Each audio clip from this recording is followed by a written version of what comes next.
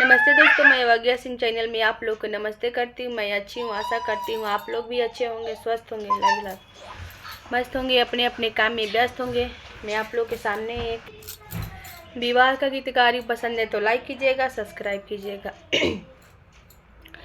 बेटी के पापा हो बर खोजे चलले, बेटी के चाचा हो बर खोजे चलले। अरे बेटी और जले ले खाड़ा रे लाला नामा, अरे बेटी और जले ले खाड़ा रे लाला नामा। घर एक खोजिहा पापा बारा एक खोजिहा हो, घर एक खोजिहा चाचा बारा एक सुंदर। अरे खोजिहा अयोध्या के लोग रे लाला नामा, अरे खोजी अयोध्या के लोग रे लाला नामा। चार भुवन बेटी बार खोजी आईनी हो, चार भुवन बेटी बार खोजी आईनी हो।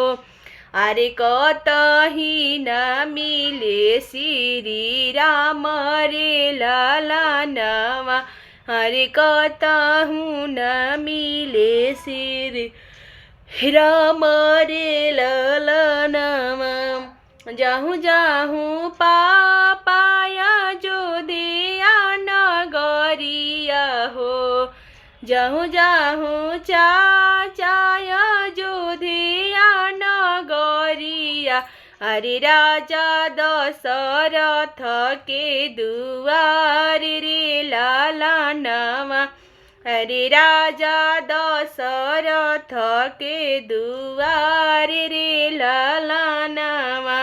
राजा दशरथ जी के चार गोलाई कवा हो, राजा दशरथ जी के चार गोलाई कवा।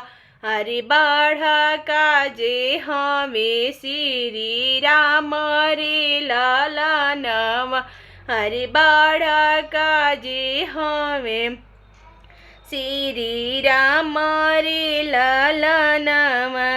उनके के तिलक चढ़ाई हो पापा हो, सांवर देखी जानी भागी हो चाचा।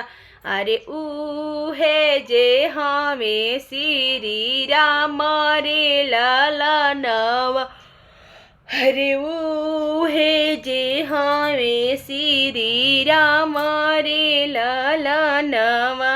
अरे उनु के से करी बियाह रे लाला नामा।